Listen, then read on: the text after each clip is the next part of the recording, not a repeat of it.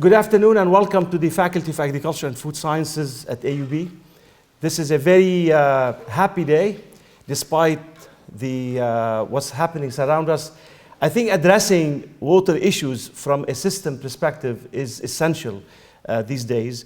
Water, as you all know, is a tremendous essential component to the economic development of nations. It's in this region, more than 80 to 85% of the water goes to food. So without proper, safe water, we would be suffering from food insecurity. Also, water is essential to really provide the economic engine for economies. Just as a reference, this region suffering from severe, and I would say underlying severe water crisis, both in terms of the quantity and quality.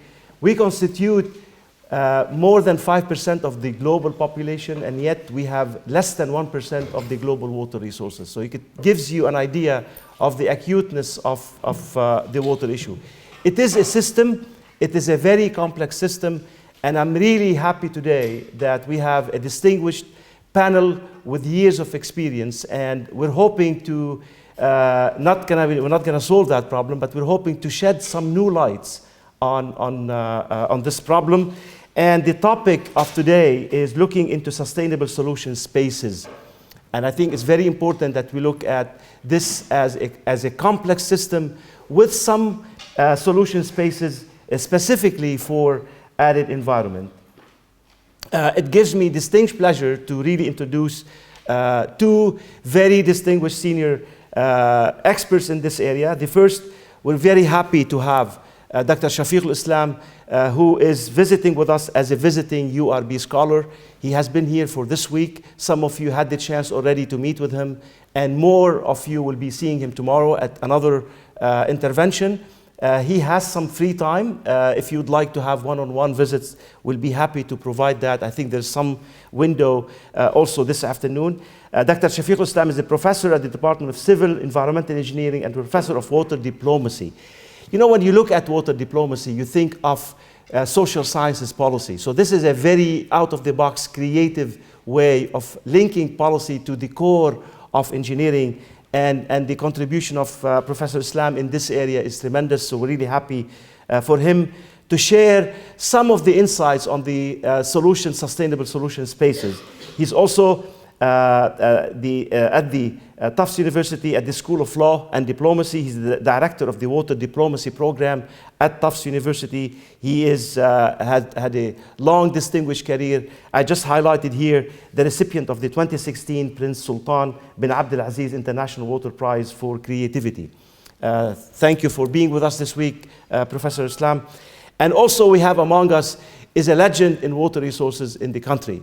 I can't think of anyone who really understands the complexity of the water system better than Dr. Wajdi Najm, who is the Vice Rector and Honorary Dean and Director of the Regional Center for Water and the Environment at Saint Joseph University. Thank you for being with us as an authority in this area.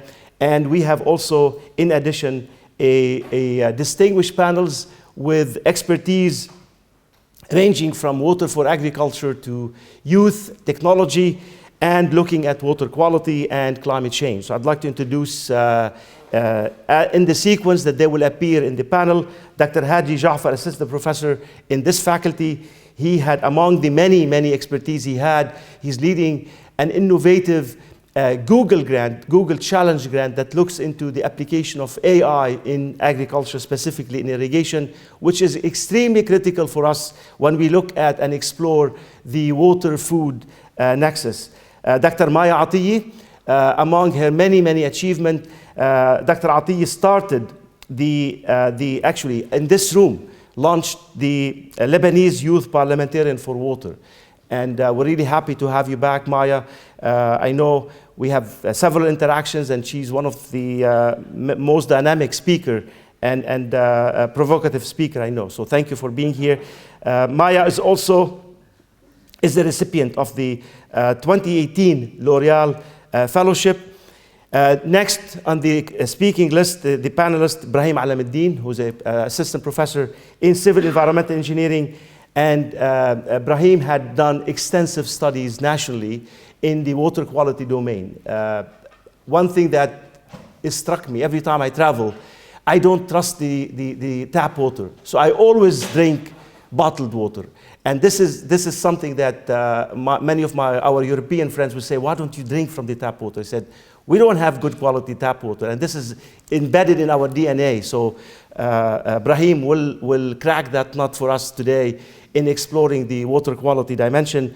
Last but not least is Nadeem Farajallah, who is not foreign to this faculty, who had taught in this faculty and graduated several national leaders in this area. At the moment, Nadeem serves as the director of the climate change environment at the Issam Faris Institute, has done a lot of policy work, had done a lot of interaction of the nexus, water, energy, food nexus, and climate change. Let me give you a kind of a chronological order of what happens today. We're going to have our two distinguished keynote speakers. Each will have 10 minutes exploring the first 10 minutes of Dr. Shafiqul Islam. He'll explore the idea, the concept of sustainable solution space in water resources in dry areas, followed by Dr. Wajdi Najm, also in 10 minutes. He's going to give us the high-level issues that we face here in the country. Following that, Hadi Ja'far will give us the water for food and the role of technology in 5 minutes. Followed by Dr. Maya Atiyi will give us some ideas on what is the role of youth. In many of these circles, the youth are left behind, and I think they need to have a voice, and I think they can't have a better voice than Maya. Ibrahim Alamuddin will give us, again, crack that nut on water quality nationally. Last but not least, Nadeem Farajallah will give his 5-minute intervention on climate and water security. Each of the speakers were given, including the keynote speaker, were given 3 questions. So we're going to make them accountable on the time and also on addressing these 3 questions. What are the problems we face? How these problems have not been solved? How come they have not been solved yet? Last but not least is to give us an actionable item. I'd like the panel to close in 30 seconds, and this is a question I have not given them yet, but I'm going to give them this now so that it becomes back of their mind.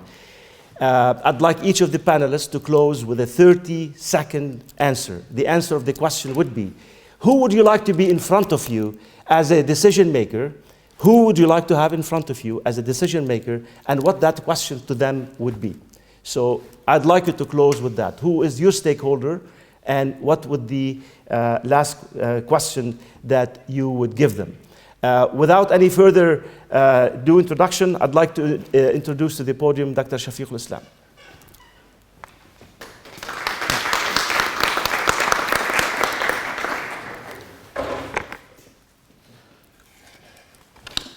How does this go?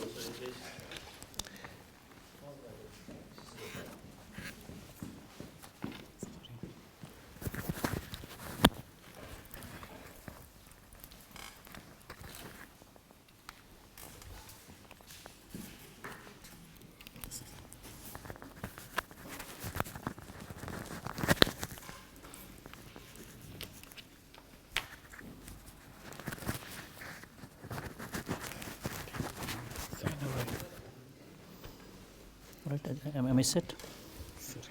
Oh, it will not be. Okay, thank you.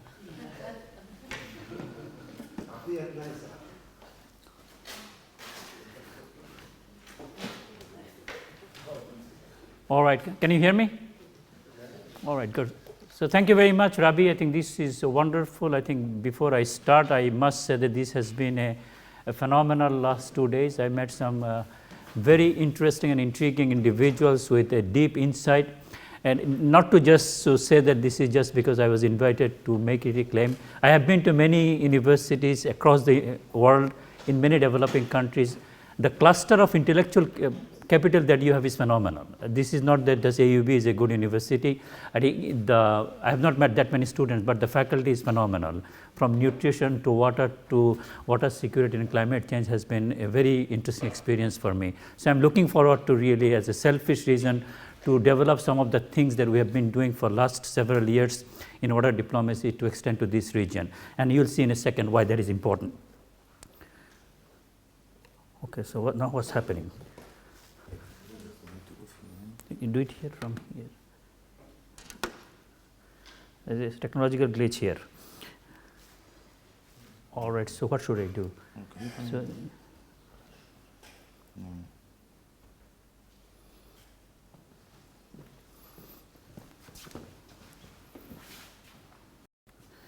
all right, so I highlighted that particular word, water crisis. So what does this really mean? So we need to, I think the way Ravi posed that there are three questions. So let me start with the first one is, so what is this water crisis?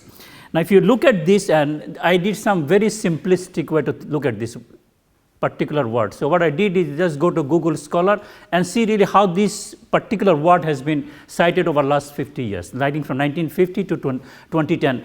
And you see a remarkable progression really from 1950, maybe 3-4 articles were using this word. Now it's over 5,000. If you really think about crisis, crisis is something that you address immediately or you die. You don't keep on being in crisis for 60 years. So that means this is really misconstrued. We don't even understand what crisis means. You don't stay in a crisis for 60 years. It simply is not possible. Human beings, when they are in a crisis, they address it or they disappear. That's the way evolution works. So how come that did not happen? Now if you look at something else really, what I did is something very simplistic. Over the last 50 years, if you just correlate with two things, one is global population and global GDP. The relationship with this water crisis is almost 100%. So that means I can explain everything about water crisis by two things. The number of people that have been basically in the world and the growth in global GDP. So that means so I can address it very easily, cut down global GDP or kill half the people. These are solutions. Those are essentially can be done. If I want to address this, so if there is a crisis, we have to do it some way. How come we are not doing this? Then you go somewhere else. This water crisis has many phases. So let me look at first phase. If you look at Millennium Development Goal, they said if I have 20 liters per person per day of water, we are good. By that account, MDG has about 760 million people do not have access to water. Now if you look at what is actually water stress, that is 1,000 meter cube per person per year. That translates to 2,740 liters per person per day. That means there is only 1% of water I need. 1% of water will make my MDG to be attainable. The same with SDG. But when I am talking about water stress, I am talking about 2,740. There is a significant disconnect. So we don't actually understand what actually water crisis is. Is it really the amount of water that I need to survive, or is it really water for everything else? That is a very key question we need to answer. Why is that the case? So I put lot of things here. When I was a graduate student, I was told that at least one child dies every 8 seconds. More people die from unsafe water than all water included. Every dollar that I invest, I get $5 to $27 back. So how come we are not doing this then? It is not an economic question. So if it's economic question, if I invest $1, I get $27 back. So how come we are not doing this? Then we asked it, okay, how much is really cost of providing water? 50 liters per person per day will cost you $120 billion. Okay. Now if your global GDP is $85 trillion, so that is 0.14% of the global GDP. So if we just allocate 0.14% of the GDP, we'll be all done. Still it's not working. So that means the question is not really economic. Question is not really scientific. Question is something else. So that we actually don't understand what water crisis is, or we are just trying to put it in a way so that it could be smoke screen. That is what I think I want to question. If you now go back, MDG tells me that there are 768 million people do not have access to water. We know globally there are 2 billion people live in slums. Those people are not even counted. Forget about their access to water. Why? Because they are in most of the cases in Dhaka or in Nairobi, they are in illegal lands. So as a result, I think what's happening is it has an auto, can you stop this? It has an auto switch. That's the reason it's just going back and forth. So you need to stop that. Don't put it in auto.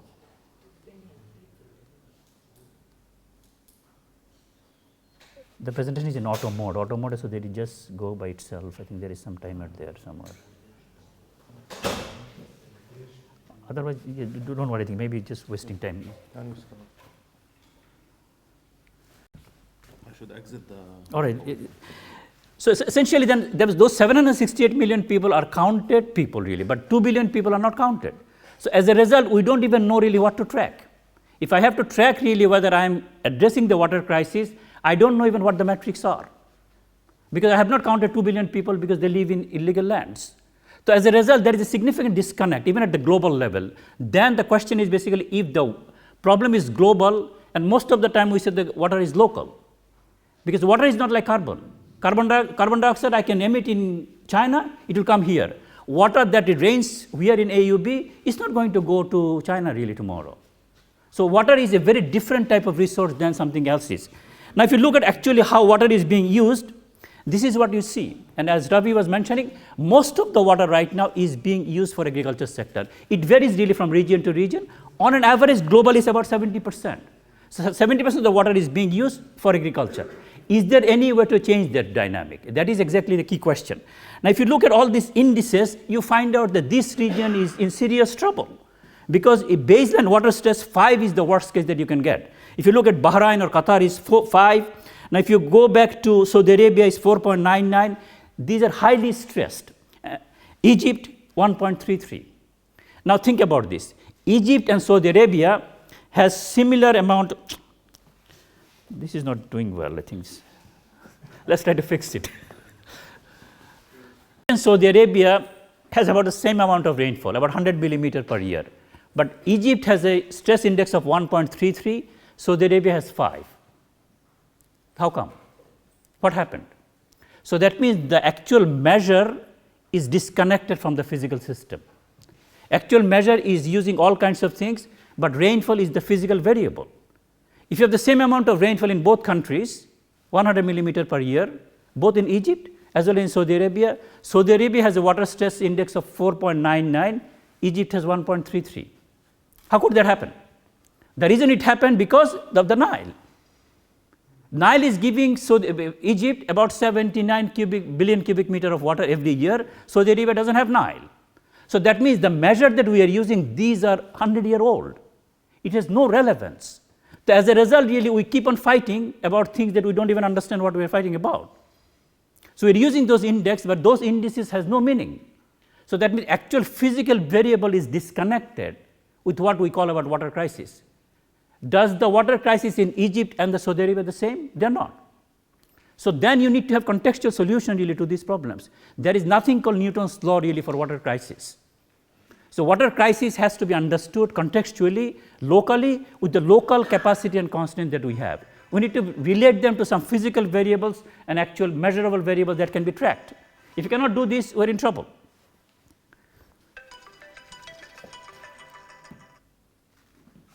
It's telling me that I'm getting out of time. So I'm not getting out of time, it's technical glitch. So I wanted to time myself, but it seems like we're in some glitch, so I'll not take too long. But just keep the slides like this, and then advance them manually. yeah, I think that I want to do this. Can I do that? Yeah. Let me see it. I think that will be fine. I think let's see that. If we can do this, I think that's good. So let's do that. I think that's very good. So that way really we don't get into trouble. So now if you look at this is, I wanted to show this because this is used almost as a global metric. So globally this is used by almost all agencies that really this is the problem we have. What I'm challenging, look at Egypt versus Saudi Arabia. And then I put Bahrain to Lebanon. Lebanon, if you look at 2010, it's also not doing very well. It's 4.97. If you do a projection in 2040, it's 4.97. Versus like right now, you'll be 4.23. It's still very stressed. The question is that stress is quite different for different countries, whether you're Egypt or Saudi Arabia or Lebanon. The problem, although the stress index gives you a number, but that number is not easily translatable to something that is actionable. So the question really, what can we do really given the things that we know? So now, if I want to understand this really, so this is something I put it as just as a solution really, what can be done? If you just look at water crisis in some part of Africa, what you see really in the first case is just the indicator that a group of people, and a very brilliant set of people really put it together with many, many variables. This one has over like, if I give you some number, this is like going almost to 23 variables in 4 different categories. So this is huge, but they have done a very systematic study globally by looking at 23 different variables, from actual physical variables to biotic factors to investment and everything else. If you do this, and you see really the most of Africa is really very stressed, the left one that you are seeing. Now, if you bring in investment and technology, so this one does not talk about investment technology, then you get the second figure. You see getting greener or a little bit lighter shade. That means if you bring in technology and investments, your stress may not be as much. Then you go to the next one, the third slide, third figure, it gets green.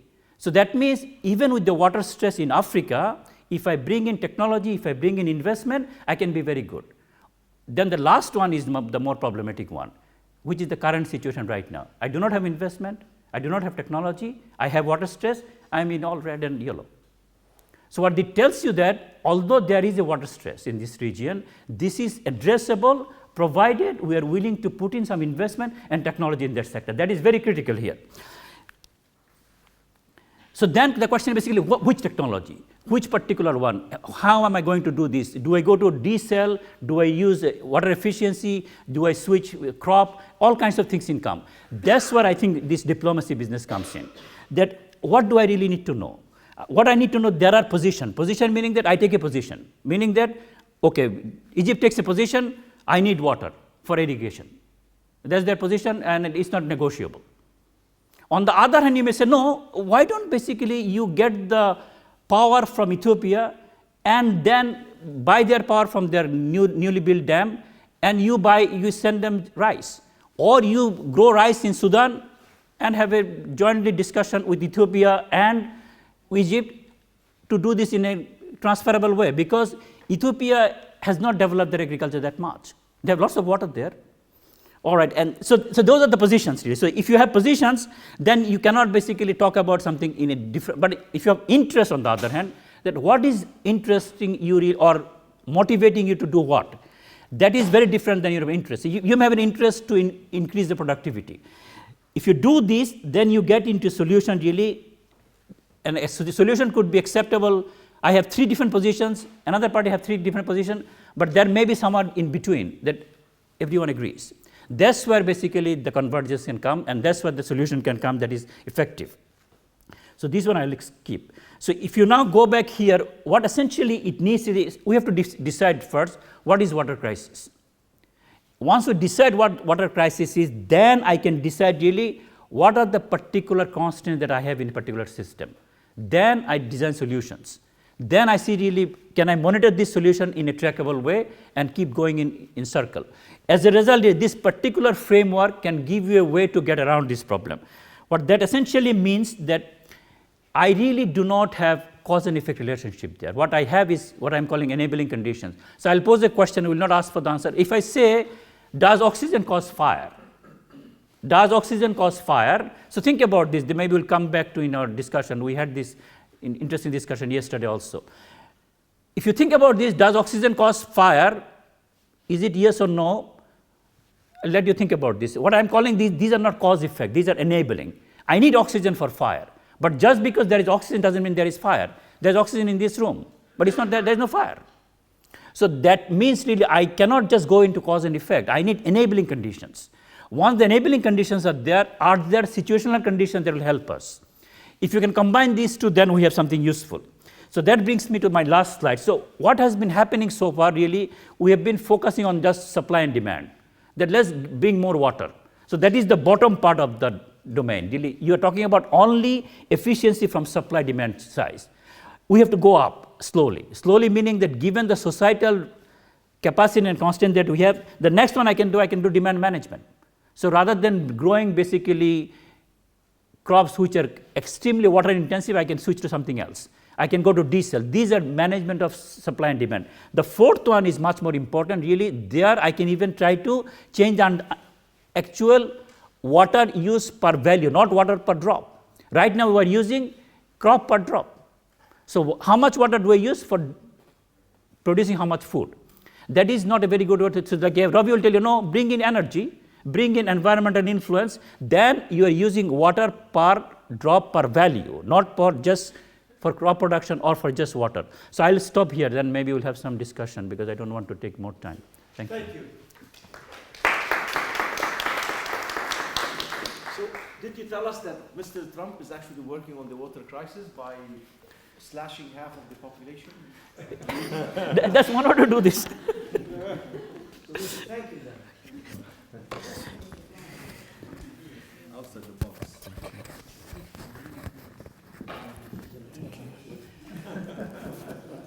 But see, that's pragmatic, but that's not principle. We have to have principle pragmatism. Thank you. Yes.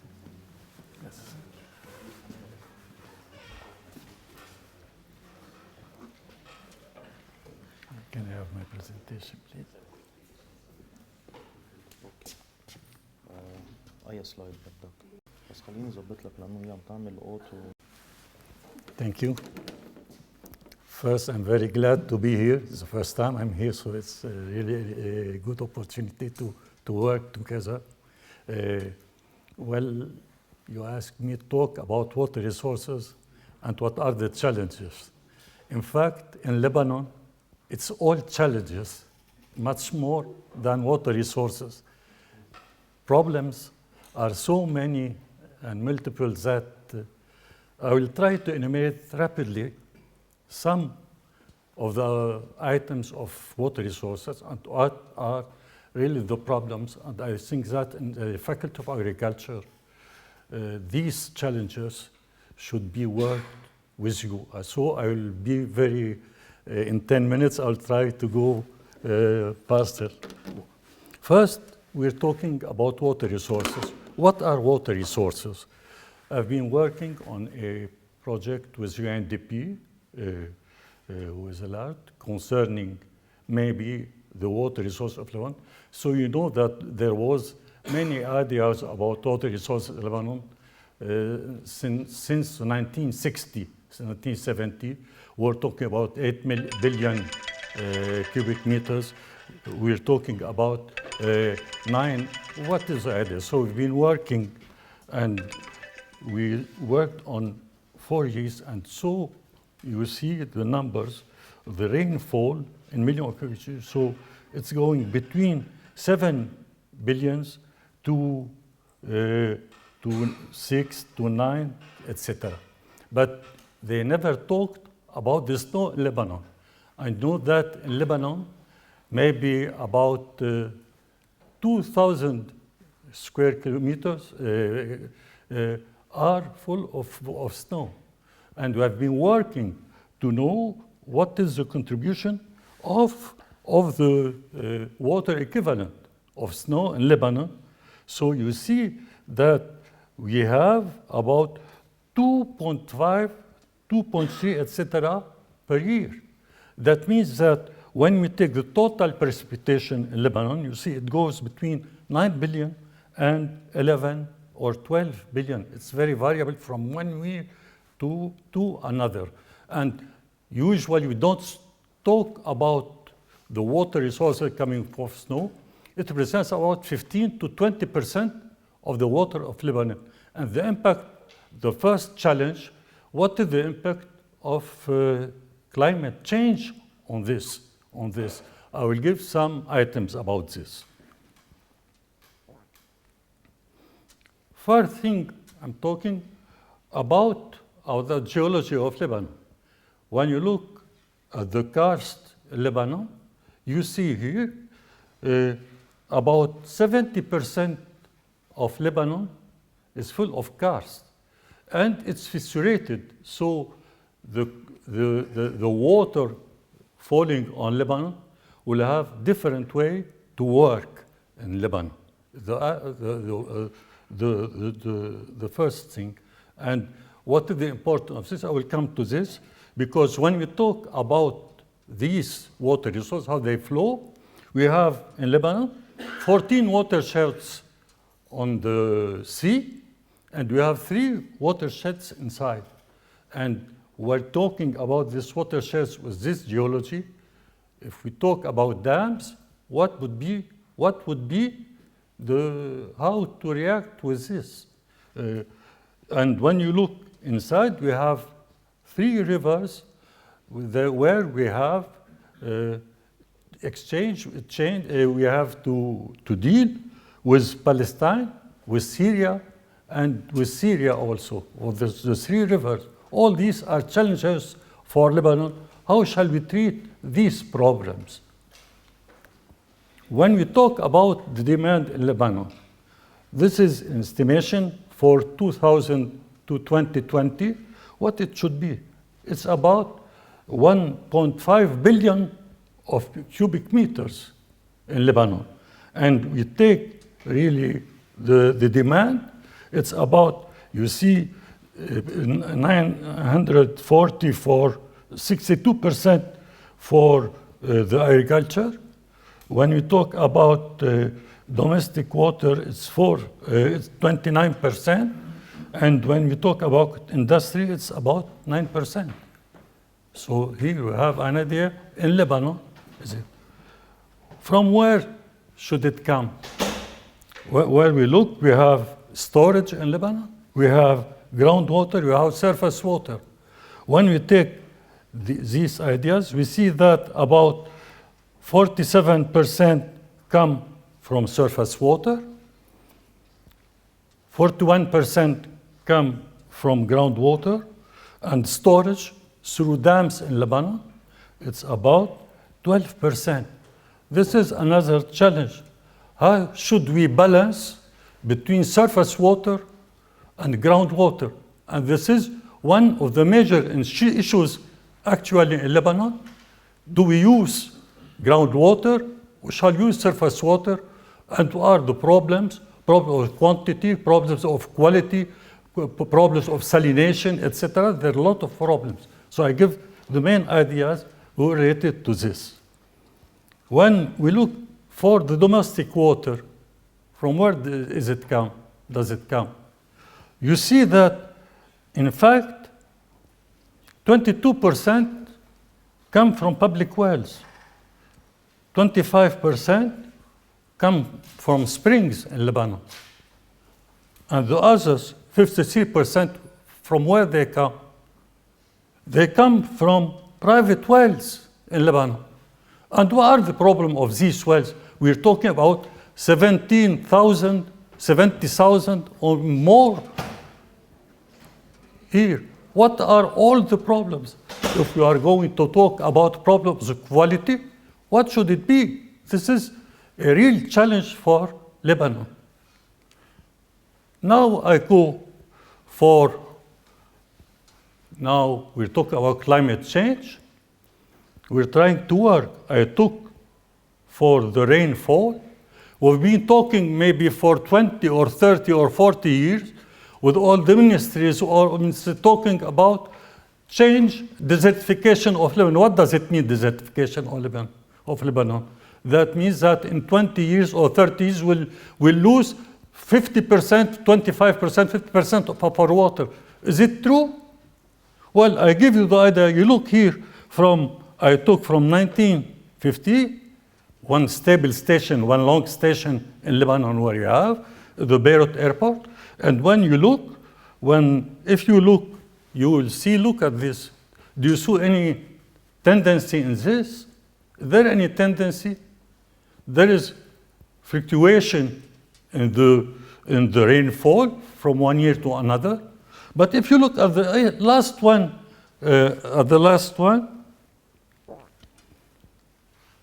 2019, what do you think about this tonight? The biggest rainfall in the history where we had measures in Lebanon. We are about maybe 1,200. It is the biggest. And we're talking about desertification of Lebanon. That's not the problem in Lebanon. The problem, we don't have any change in water falling in Lebanon. We don't have it. That's very important.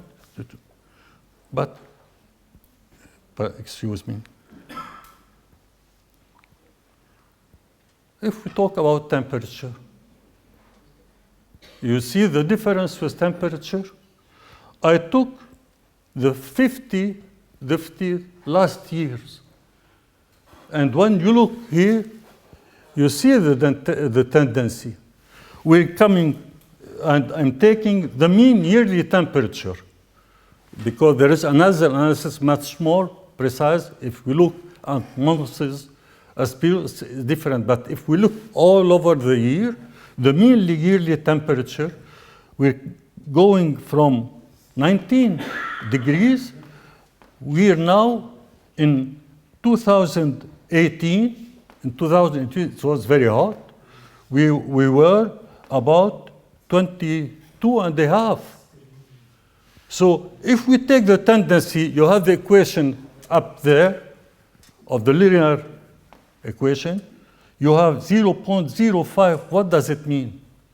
That means that in 100 years, we'll have 5-degree increase. We used to talk about 2 degrees increase in 100 years. That's not true in Lebanon. We have 5 degrees in 100 years if it's going like this all the time. And for the agriculture now, here's the main issue. What would you do? How would you react with this? And this is the real challenge. How it will affect agriculture in Lebanon? How it will affect? What do you do for the crops, for the trees, to make irrigation?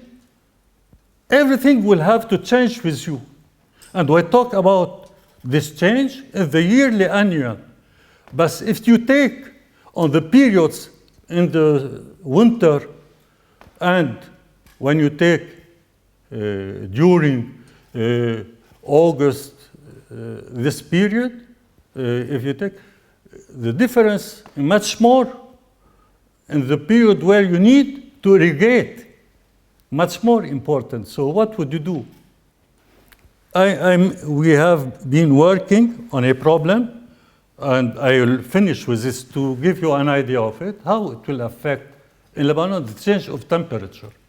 We've been working on one of the most important in Lebanon on FAFS spring.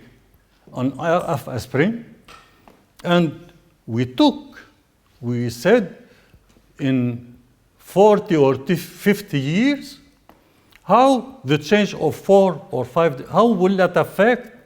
Will it affect the quantities and how they go through the spring? So we have data. We took 2 periods. We took one period of 10 years from 65 to 73, and one new period from 2007 to 2016. So you have about 40 years of difference. How does it change? So you have here how does it change? So in red is the first, and in blue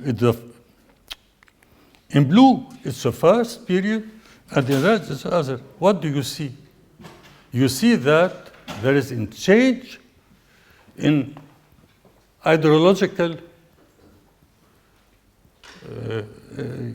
how it is used. We have regime in Lebanon that is influenced. It is influenced especially by snow, and so the effect of snow. You see that there is a change.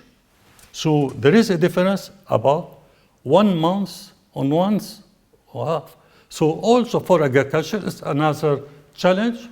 How would you adapt with these?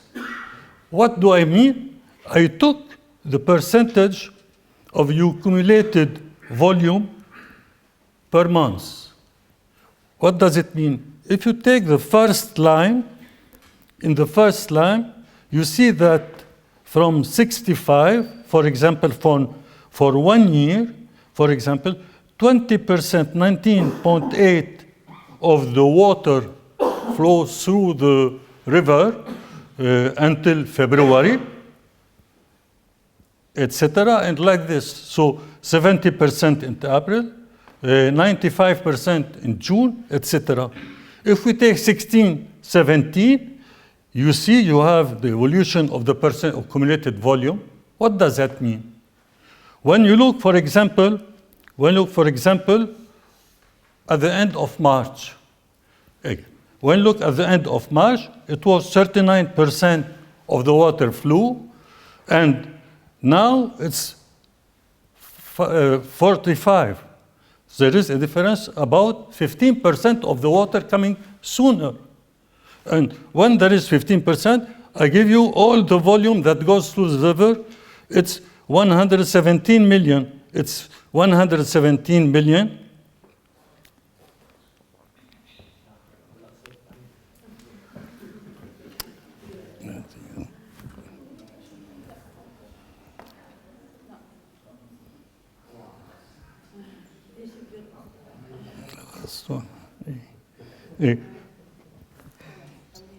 It's okay, it's okay.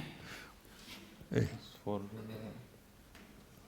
117, it means that we have about 15 million of cubic meters that's coming sooner. What would you do for irrigation during the summer? That's all the problems you have to issue.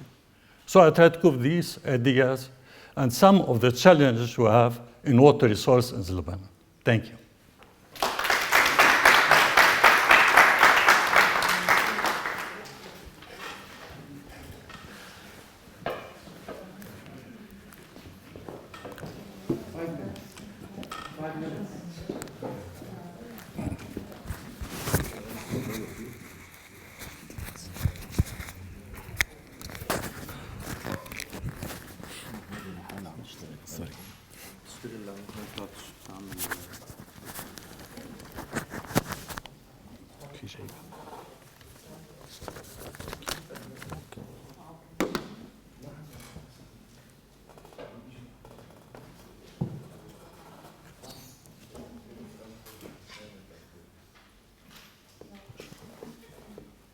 وين صرنا؟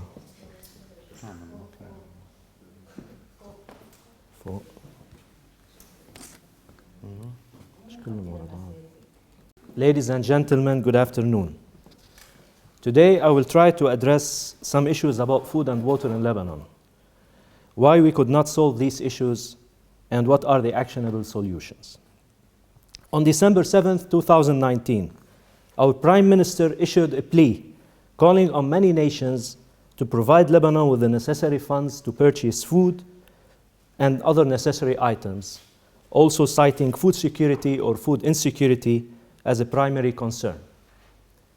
87 years ago, and back in 1933, Gibran Khalil Gibran, a famous Lebanese philosopher, said, "Pity the nation that eats a bread it does not harvest."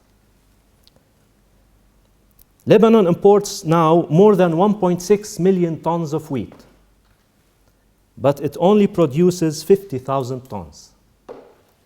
Back in 1966, we imported only 200,000 tons of wheat. Nevertheless, is wheat our only problem? As recently published in one of our articles, our animal products water footprint in Lebanon is more than 1.5 billion cubic meters per year, more than 1/3 of which is local water, and the other is imported. The average water footprint of a human being is 1,387 cubic meters per year of virtual water. So for Lebanon to sustain our population, we need more than 8 billion cubic meters annually, which is much more than the total precipitation over Lebanese territory that amounts to less than 7 billion cubic meters per year. And here, my numbers are a little smaller than Dr. Wajdi's numbers. So is water our problem? In good years, we might receive 10 billion cubic meters, and in other years, we receive only 4. Even if we harvest all of our water, which is of course impossible, we still need to import a significant portion of our food to sustain our population. So is climate change the problem? As you see from the above figures, climate variability is far more dangerous in our region than climate change itself. Our remotely sensed and gauge-corrected data, analyzed over all of Lebanon, and you see the figure here to the lower right corner, shows no significant trends in precipitation. And this is not only for one station, it is spatial analysis over all the country, analyzing the chirps data remotely sensed since 1984 till today. There is also other analysis of the ECMWF, which also shows a non-significant trend in precipitation. So is water the problem? It appears not. Now, air temperature over Lebanon is increasing at the rate of 0.05 degrees every year. And so is carbon dioxide. Yesterday, we reached a concentration of 413 parts per million globally. But so what? What are the implications of this on agriculture productivity? Our research shows that we need to change our cropping areas to optimize the yield, with some areas becoming less suitable for some crops and other areas becoming more suitable. The problem is not water. The problem itself is not climate change. Then what is it? Is it the productivity of our land?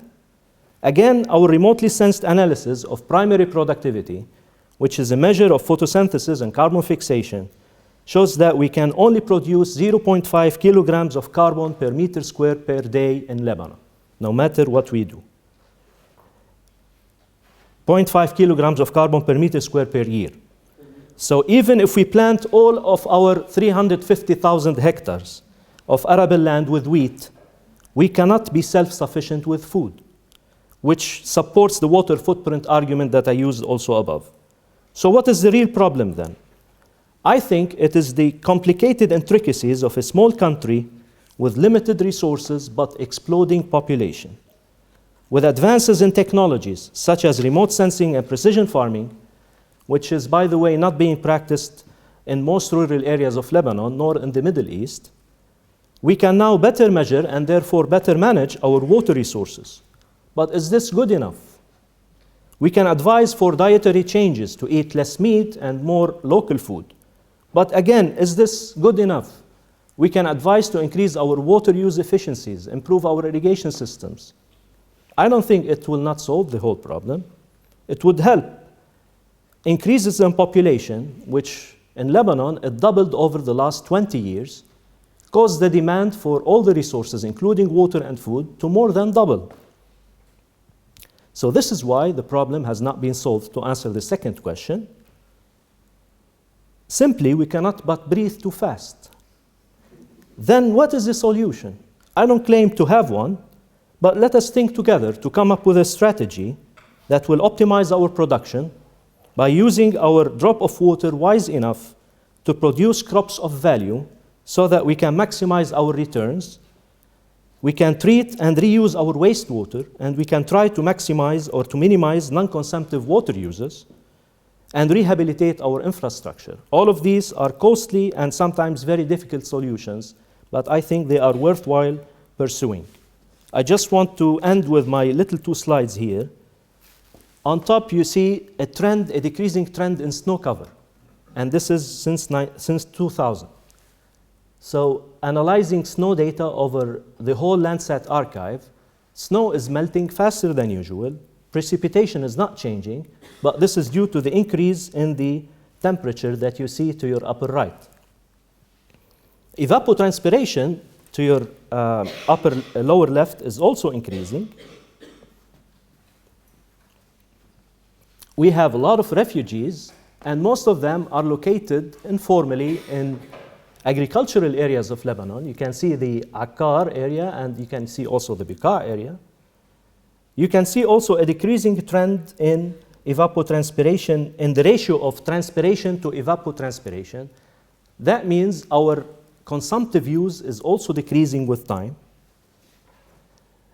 And transpiration is shown on the spatial data to the lower right here, which shows that even we cannot increase our land for agriculture in Lebanon, so we have very much limited resources. Thank you very much for listening.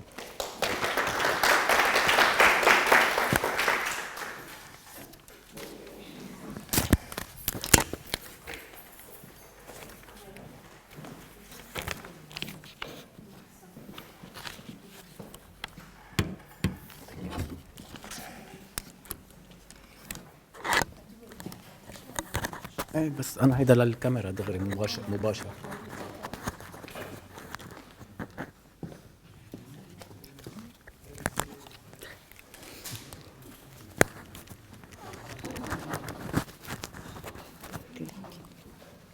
جايبه هون ولا ببنطلوني؟ خلص انا بحملها.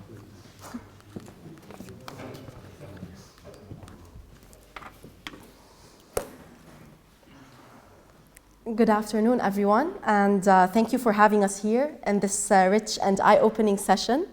I will start by introducing the Lebanon Youth Parliament for Water and follow it with some of the major problems we face as youth and recommend some of our solutions.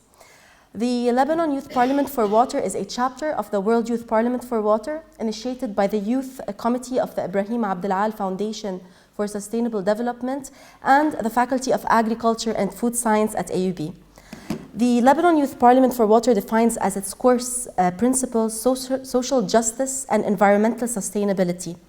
As such, we advocate for management and control of our water resources in a manner that is public, cooperative, participatory, equitable, and not for profit. The Lebanon Youth Parliament for Water exists to connect the youth of Lebanon who are passionate for water. The major goals are to advocate for youth inclusion in decision-making processes of water within the region, to raise awareness about the water crisis specific to Lebanon, and to apply youth-led initiatives and solutions that promote environmental sustainability and access to clean water resources. All over the world, we are hearing about young people who are taking action, promoting nature-based solutions, solving local wash challenges, and pushing towards policy change. We have seen different innovative technologies initiated by youth that provide clean access to water in their communities, and their actions and ideas should be shared and replicated to create a more secure regional water future. Young people have also taken initiative to raise awareness on water issues and insisting that policymakers take action. In Lebanon, creativity and innovation are not missing. In fact, many of the members of the Lebanon Youth Parliament for Water are involved in innovative research and projects related to the water sector. The Lebanon Youth Parliament for Water has also provided multiple interactive awareness sessions that involve generating major challenges of the water sector in Lebanon and sustainable solutions. These sessions were also an opportunity for youth to reflect their concerns and challenges that they face.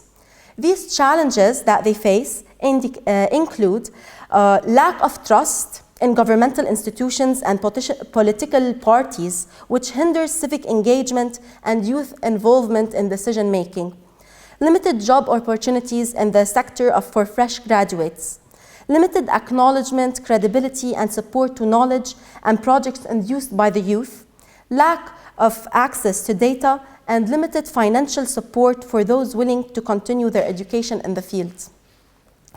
Involving the youth in development and in addressing their own needs can create a deeper sense of ownership, contribute to sustaining interventions, and build trust and social capital in the community. As such, we have also identified our priorities and recommended the following. Enforcing transparency and publication on all water-related projects and thus enhancing public ownership of the projects. Promoting academic collaboration with current and future projects. Finding mechanisms to integrate water into the educational program to reach the youngest and the most vulnerable across the different regions of Lebanon. Enhancing a national water dialogue under the umbrella of the Ministry of Energy and Water and including the youth from all regions of Lebanon. Intergenerational cooperation through representation, inclusion, and participation of youth in the high-level decision-making, including the update of the National Strategy for Water and ensuring the equal representation of youth from all the regions. Facilitating training and leadership programs for youth to develop capacity-building programs, internships, and scholarship opportunities for young people and young water professionals, and increasing the funding opportunities to encourage youth-led scientific and technological innovations. Young people will inherit the development challenges faced today. empowering and engaging with youth as equal partners, enhancing their role, and actively involving them in protecting the environment and promoting economic and social development will be essential to drive our societies towards sustainable development. Empower us as we are the agents of change. Thank you.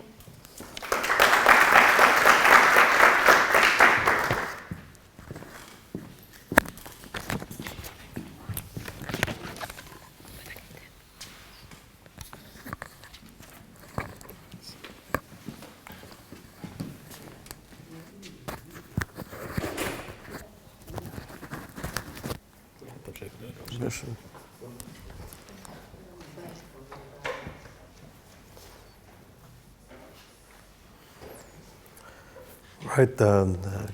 Good afternoon, everybody. And I'll briefly talk a bit about the water quality challenges that we face in Lebanon. I'm going to go over two small examples, one on groundwater and one on surface water. So I start with something that I always remember from school. Back when I was at IC, we read the Rhyme of the Ancient Mariner. And if you remember in that poem that they had, they mentioned water, water everywhere, not a drop to drink. And I think this goes back to the idea of really quality plays a big role in defining the available quantity that we have with respect to what we can consume. And at the same time, water quantity itself plays a big role in the quality of the water that we have, because the founding principles of environmental or water engineering was dilution is the solution to pollution. So again, if there's less water, you would expect to have more levels of pollution to deal with. As you can see, the conflict as well as the cooperation opportunities between countries with respect to water quality have been increasing over time. And of course, conflicts occur because if you're a downstream recipient of water and the upstream nation is providing you with poor water quality, of course the amount or the value of that water is different. And this is, for example, what's happening with respect to Iraq and its conflicts again with Iran, especially on the Tigris River. Unfortunately, the bad quality of the water causes us a lot of economic hardships in the MENA region. We spend around 0.5 to 2.5% of our GDP to deal with the issues that are related to poor water quality. And I hope I have convinced you that really managing water quality now is an integral part of managing water availability at any level, including at the basin level, which we most of the time we are comfortable with working with. The first thing that I'm going to talk about is a bit what we have been doing in the Quraan Reservoir. You all know the reservoir it's the largest reservoir that we have in Lebanon, built in the late 50s, with a useful capacity of 220 million cubic meters. It was mostly envisioned for hydropower as well as for irrigation. Now there is a lot of interest in it because, again, because there is now talk about moving some of that water to supply Beirut through the Awali Beirut conveyor. If you go to Quraan, like my students often do in the summer, this is what you will see in the Quraan Reservoir. These huge algal mats of cyanobacteria that pretty much cover the entire lake. And if you also read the newspapers, you can see again that unfortunately the Quraan Reservoir is always put in this negative idea about the pollution that we have over there. And it has recently started affecting our use of the lake because people have stopped using for irrigation. They have actually forcibly closed the canal because they don't want to irrigate their water with the polluted water that's coming from the Quraan. What we have also done is that we have looked at the eutrophication problem in the Quraan. We have seen that it's not something new. It has existed for the past 30 years, but it has significantly worsened over the past 10 years. Chlorophyll concentrations have increased by more than 150% over the past 3 decades. Transparency has dropped from, on average, 2 meters down to around 0.5 meters in terms of transparency, just because of the big algal blooms. Recently, we've started measuring toxin levels in the lakes because we have microcystis blooms in there, and we're finding out that the concentrations are alarming. They're significantly larger than the recommended rates or the recommended values proposed by the WHO, which is the 1 ppb. Why are we in this state? We are in this state because we don't do our job well as a country. We don't treat our wastewater. We apply fertilizers and pesticides. We still don't have a solid waste management plan. And we have the issues of climate change. As we mentioned, the changes in the temperature are playing a big role in what we are doing, what we're seeing in the Quraan Reservoir, because these harmful algal blooms, they like it hot. And whenever it's hot, they proliferate and they become pretty much the only species on the lake. The other problem that I wanted to talk a bit about was some of the work that we've done on the groundwater, saltwater problem in Beirut. There was a big sampling event that happened in 2013, and we're trying to keep it up, whereby we sample every 2 years. And what we found was pretty much alarming, and I think everybody that lives in Beirut relates to this. More than 32% of the wells had highly saline water to very highly saline water. Less than 20% of the waters in the wells were considered to be slightly saline to fresh. And why is this happening? Well, it's happening because we have 10,000 wells that are pumping with no regulations. Why are they pumping? Nobody likes to pump. They pump because there is a water deficit. The government is not providing us with enough water. They have no ability to control people, so they're pumping like there's no tomorrow. And eventually, if they keep on doing this, we will leave no water for our children in the future. This is causing us large economic burdens. On average, during a survey that was conducted, we found out that the median expenditure on water is around $670 per year, which is around 5% of the median income of a family in Beirut. This is much larger than what a typical family pays in the US and in France. Finally, what is it that we can do? I think we can do a lot. We need to first start to reduce pollution at the source rather than to focus on managing it after it happens, because it's more costly, most cost effective. We need to invest in infrastructure. We don't want to build white elephants. We need to build technologies that we know how to maintain, we can afford to maintain, and we have the know-how to keep it running. We need to balance between short-term and long-term solutions. We need to start monitoring, because you cannot manage what you don't measure. And this is the biggest problem that we have over here with respect to water quality.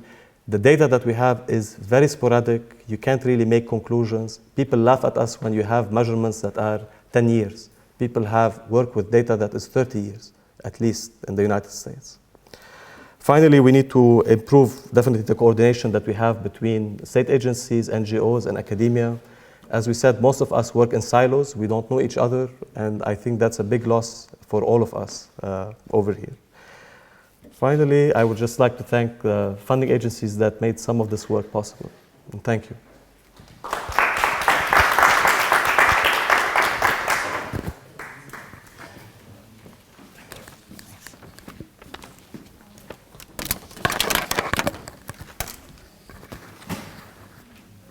نحطها بالجيبة.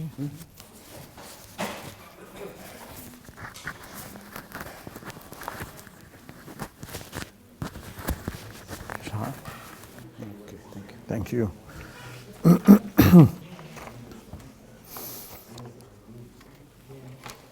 Okay. I come at a point where I think it would be, I will try not to repeat, and I will not repeat what was said, but I want to summarize what we have. We know water is not a problem as rain has not changed. I can reinforce what Dr. Najm said. We looked at not 30 years or 60 years of data, we looked at 140 years of data from 1874 till now, and rain in Beirut has not changed, and we looked at 60 years all over Lebanon, and rain has not changed. What is changing, this reinforces what Dr. Jafar has said and what Dr. Najm said, is that the temperature is increasing. We looked at the maximum and the minimum. The minimum has been increasing at a faster rate. This means that the snow that would have accumulated is now affected, and this is reflected also in Dr. Jafar's findings. What is happening is urban sprawl, and we have not mentioned that. It is covering a lot of land and preventing interfering with the hydrologic regimes that we have.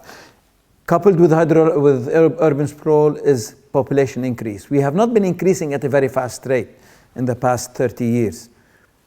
We settled at less than 1% increase until the Syrian refugees came in. And for example, the Bekaa water establishment was servicing 500,000 people. Overnight, practically, they shifted to 1 million. So you can imagine that problem. So what we are seeing then, and Dr. Alamuddin mentioned in the last part, is not an availability problem, it's a quality problem in many instances, and the quality is resulting from something that we need to be addressing, and that's water security. We went through a huge study that spanned 2 years. We worked with the 4 water establishments at the Assam FAFS Institute, and this is what we think is the problem. The problem is that we are water insecure, and I'll tell you, hopefully within time, what the scores are for the 4 water establishments. Water security is not how much water I have and how many people and land I have to give that water to now and in the future. It's multidimensional. One part of it is what we labeled as household security, is that we have access to that water. That's one part. The other part, if you want to look at it, is the intrinsic quality of the water itself and the environment from which we're taking that water and bringing it back in. A third part, which is critically important, if I have enough water, do I have the infrastructure to store it and then to convey it in good enough quality and good enough quantity? That's the third dimension. The fourth dimension we look at is how productive is the water I'm using. Is there an economic return on it? And Dr. Dr. Islam mentioned more per drop. It's not really more per drop. It's how many dollars am I making out of that? Because I really need to reinvest that money. So the economic water aspect is there. Hazard and risk assessment is critical. Droughts, floods are just 2 examples that we really need to look at. And last but definitely not least, and this is where we ran into trouble, is water governance. Water governance cuts right across all of these. And we looked at how that affects the situation. And through our study, I just want to share with you some of the values we looked at. The data that we collected for all of these that we have done, for all the dimensions, is we developed indices that rely on data collected by the water establishments so that we have them year in, year out. What we did, and what I'll show you, is a baseline value that identifies our weaknesses. Moving forward from that, we rely on repetitive data collection. So what I'm reflecting here in governance is just the minimum. There are other aspects of it. So capacity performance is just one of the indices that we looked at, and we found the only way of doing that is looking at job vacancy. And all water establishments scored 1. The score of 1 to 5, 1 being worst, 5 being optimal, and 3 being is sort of okay, we're decent. So job vacancy is 1.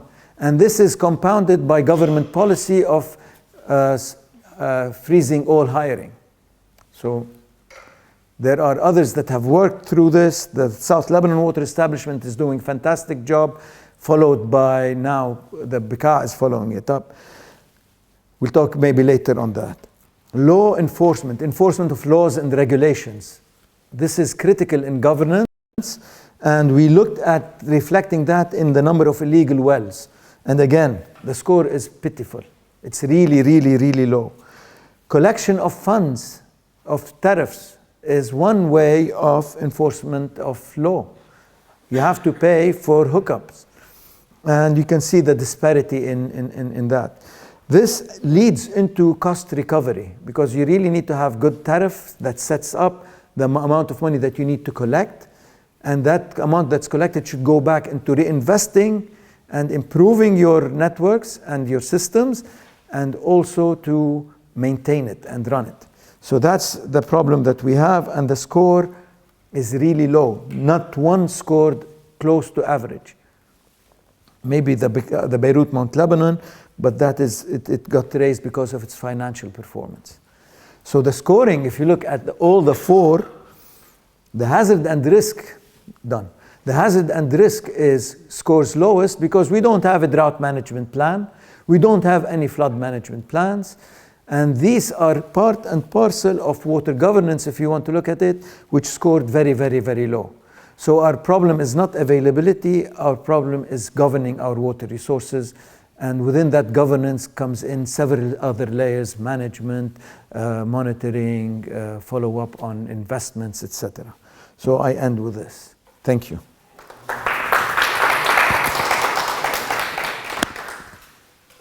Thank you all. The picture doesn't look good, does it?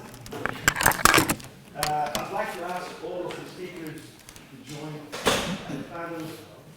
We plan to have 30 minutes of Q&A, but our time is short. But we will have 15 minutes of Q&A. Please. And let's get the first round of questions.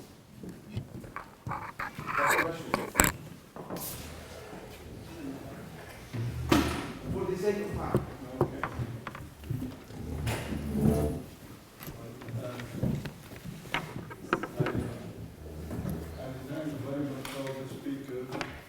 And definitely, I all agree that we have a problem about water availability and food sufficiency and security. Well, we know that when we would speak about water availability, really with scientists and environmental issue. It is political, it is economical, and there's a policy. I hope no one will misunderstand me and get mad at me. We have a problem in Lebanon. It's a small country. If the size of Lebanon were in California, maybe we'll have more major problems. Los Angeles will have most major problems in water, South California. Anyway, to take the region, if the borders of Lebanon were to include Syria and Iraq, I think we have much more food security. So this is a point we have to think about it, where we are. The political border made of this place a small unit, and we know, and once you are so small, you should expect problems in water and other things. Thank you. Next question. We'll come back.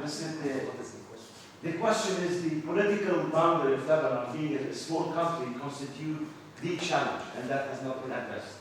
So if anybody would like to comment, but let's take a series of questions and then come back. Last question. Oh, sorry. My question is just are you, because agriculture is taking most of the water, as I understood from many of the presentation, are you getting in touch with farmers, or are you going on the ground and maybe introducing irrigation measures that are reducing water use? Good question. I know Iman has a question, so get it out of your system. Thank you so much. Well, it's very simple. It was very good. Thank you very much. Dr. Shakil. You talk about resolving, not solving. And you talked about in the context. Talk about transformatory waters. And we feel very much that the new 21st century will water be the new oil? Will be, we will have wars as we had, especially in our region, for petrol. Now I don't want to see it for water. This is first. And second, we drink as a human being. We need the water to drink, to eat, and then hydro energy. And your comparison with Renaissance Dam with Egypt, we don't agree very much of having hydropower and not agriculture. It's surtout potable water. Dr. Ibrahim, you said that the quantity of water also makes it polluted or not if we have less. If we see last year the very much precipitation that we had, and there was no more this cyano, I don't know what you call it, this bacteria for a while, and then it was hot, as you said, and we had it again. So it's very true on our. And one last for my dear friend, Farajallah, water governance. You speak of the environment, how to manage more. For governance, for us, is more to get also the social side, which I didn't see in any of what you index and law enforcement. I mean, you have to see how the inclusion, as Maya said, of the youth and of the whole civil society. Let's take one more question and then come back to the panel. Just one quick question to Dr. Islam. You mentioned our understanding of the terminology, an example with the water crisis. As we look at water-related challenges, water security, and all the players that are interconnected with it, what are some of your thoughts of ways we can converge over our understanding or definition of such terms with so much players, governmental, non-governmental, civil society, water, energy, food, health involved? Thank you. Let's go back. We'll start with Hadi. Pick answer any of the questions that you feel. I'll just take you're comfortable with. Dr. Bashir mentioned that we have not touched on the fact that Lebanon is a small country, and maybe he missed it from my speech. I said it is could you speak closer to the microphone? I said it is the complicated intricacies of a small country with limited resources. So, but again, even if we merge with Syria and Iraq is not food sufficient. Most of the water comes from Turkey anyway. Maybe if we merge with Turkey, yes, we can be sufficient, but not many of us speak Turkish anyway. Regarding the, you understood from the presentation that agriculture takes most of the water, but that's not something that's bad. You know, if agriculture takes most of the rainfall water for production, that's something good. And yes, we have been talking to farmers. Efficiency, and we can talk more about that, but efficiency of use in agriculture means you're going to be increasing your transpiration. So meaning you're going to allocate more water to more crops, you're going to irrigate more land. So saving water in agriculture doesn't mean that you're going to save water on the basin scale. Maya? Actually, I want to answer your question where you asked us if we had somebody... Keep that till the end. Okay. Okay, I'll wait then. Keep that till the end. Okay, I'll wait. I didn't get any questions. Okay. It's okay. What? Oh. With the government. Oh, okay. Okay, so related, yes, well, that's why I wanted to ask the question, which would be actually what are the actions that are currently being taken in order to include the youth in policy making? My question, let's keep it to the last cycle. Okay. Yes, okay. You've got a couple questions that just... So if I want to bring it down to just one word, that I would say that this is a complex problem. But that's a cliche. So what makes it complex? What makes it complex is, if you really want to make it at a very high level, this is a fundamental disconnect between what is a fact and what is a feeling, or what is a number and what is a narrative. So if we really now go to the number, really, do we have a water crisis? So if you look at actual water, that what we've heard in Lebanon, there is no really water crisis in terms of the actual availability of water. Even if you want to irrigate the entire land that is irrigable, still will not have food. Still, so that means there is a binding constraint. So between these two, what is the binding constraint? That has to be defined for the context. Now, if we want to talk about this, what are the issues of transboundary water now? Yes, there is an issue, but is this the binding constraint then? So what I think I would urge us to think carefully is that there is no Newton's law for water crisis or water solution or water management. What we are thinking about really the way we have been trained in education for last 100 years, there is a tendency that I will come up with a general solution of the problem. So what I'm purposefully challenging and making it provocative, that there is no general solution, period. There are specific solutions that has to be contextual. Then also it's a cliche, yeah, everything is contextual. That's not good enough. How is it contextual? Is it contextual by the capacity of the system and the constraint of the system? So what is the constraint of the system for Lebanon? The constraint of the system is that even if I use all the water for all the land, I still will not have food. That I think we have heard, at least from multiple angles. So that means there is not enough land to create enough food. If that's the binding constraint, that is the first question I need to address. I challenge that, but I do have a challenge. Okay, so fine. If the data is a problematic, no, here I think what we need to be first agree on. Water footprint data that we all are basing our assumptions is wrong for us. Okay. And I think I do challenge that. Efficiency and productivity, we do have the ability to, but we need new technology and new out-of-the-box thinking. Anyway, but that's a different discussion. Okay, so here I think, so as scientists we have to make it very clear. So this is exactly what the disconnect will come. One is that, what are the facts? At least do we have consensus on the facts? We may not even have consensus on the facts. Then the question is, do we have consensus on what to do? So this is where the water diplomacy comes in. The consensus of facts that, for example, I am telling that, okay, there is no limitations of water, the limitation is land. Ravi tells, no, that's not true, I will increase efficiency. He's right, because efficiency has not been taken into account. Then we need to have a conversation that, look, this is basically the limit of increasing the efficiency. Then I at least agree on the facts. Then I say what to do.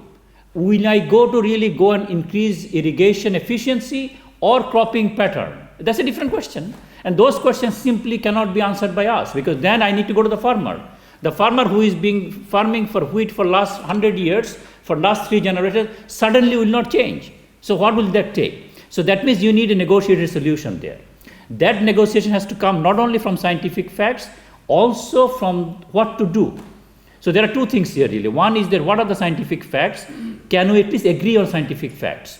Right now, if I say that, okay, temperature is increasing, rainfall is not increasing. But that's true for Lebanon, not for everywhere else. Here you have seen clear sign. The temperature is increasing, rainfall is more or less fluctuating around a mean. So that's a different question now then. The last one that I will want to touch on is this idea of really how much water do we need for eat and drink and how much we need for something else. So if really at the cost of even my career, really now I have to say that, look, there will never be water war. No matter what we say. Water is not oil. Why is it not oil? Because you have this virtual water. So if there is a problem in MENA is one of the most water-stressed region in the world. Whenever there is a problem, government will bring in food. So food is bringing in virtual water. And that's not been seen. So I give you an example from Bangladesh. Bangladesh had the last famine in 1975. At that time, the government was almost going to collapse. They figured it out. For last 40 years, no famine. Even if there is a slight chance of famine, they will bring in food, no matter what the money is. So as a result, really, water is all hidden.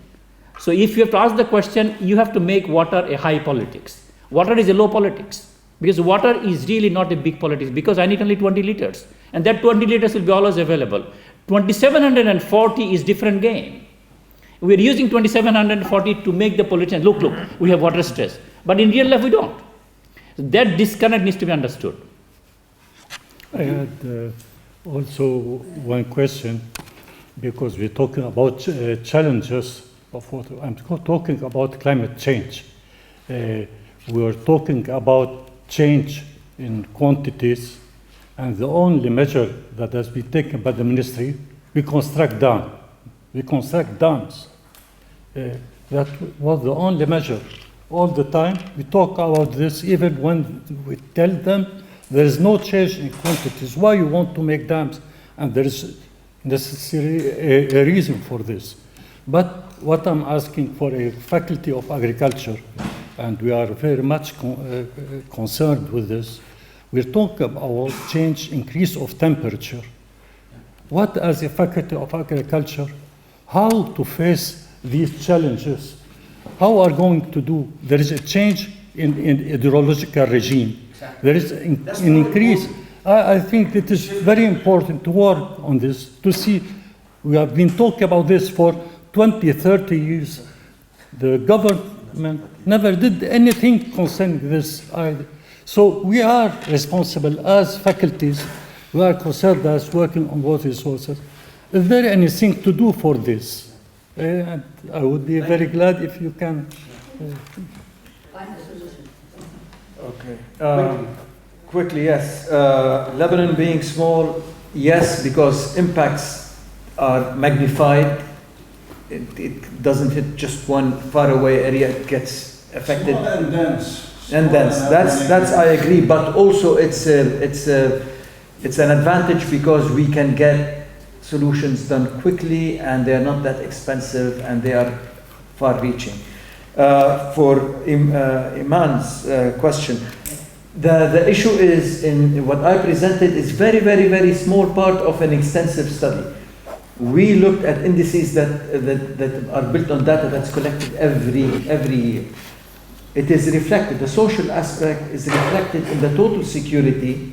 It's not only in governance. Governance is not about the social aspect. The security in total is about the social aspect.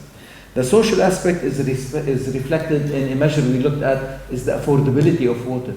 How much is a household paying for water? Are they paying too much, more than their income that allows for it? In Beqa, they pay in places 19% of their income for water. Not acceptable. This is not acceptable. We looked at household connections, supply and sewage. We looked at population connections, not only supply. How many people are being served rather than how many households. So I'll be happy to share with you our study. It is extensive and it has all these indices in it. It is reflective of the social, economic aspects as well as the hydrological aspect. Going back to the question that you mentioned about the impact of quantity on quality, I mean, last year the LRA did think about this because they knew that the water, it's going to be a good year. So they discharged quite a bit from the Quraan to try to flush out most of the pollutants. But what happens is, I mean, if you're not doing any kind of management in the river basin, as soon as it's going to rain, you're going to get also all of the runoff that's coming from the non-point sources, and your point sources are still being discharged into the river. So you end up with the same problem because in the summer you don't have flow. The lake just becomes like a hotbed, and eventually if you have these cyanobacteria, they're just going to proliferate. You can't do much about it. I mean, now they're doing some kind of experimentation with the ultrasonic treatments, but that's a different story. I have one point just to support farmers rather than, I tend to slightly disagree with pointing the fingers at farmers and their overuse of fertilizers and pesticides. Most of the irrigation that occur, most of the applications that occur don't occur in the rainy season, it's when it's dry. So runoff is very limited into the Litani from these. From this if you find irrigation. pesticides in the lake, it means that it's coming from But it is throwing the canisters in there, and most of what is in the lake originates from the wastewater treatment plants. We'll take up 2 more questions if you have. Otherwise, we're going to go back to the panel for the last round of 30 seconds to tell us if you'd like to have somebody in front of you addressing these issues, who that person would be, and what the question would be. Let's start with Ibrahim this time.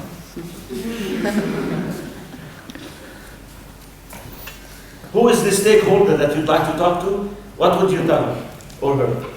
I mean, again, because I work with environmental monitoring and assessment, the person that I would like to talk to is the head of the DGA of the LRA, of the Litani River Authority, to improve or to start putting together a water quality monitoring system that is a big project at the national level. Currently, they have developed a lot in terms of monitoring flows, but we're still flying blind with respect to quality, except with the exception of very few studies. Nadeem. I'll The stakeholder is the man in the mirror or the person in the mirror. It starts with us. I just want to make a point.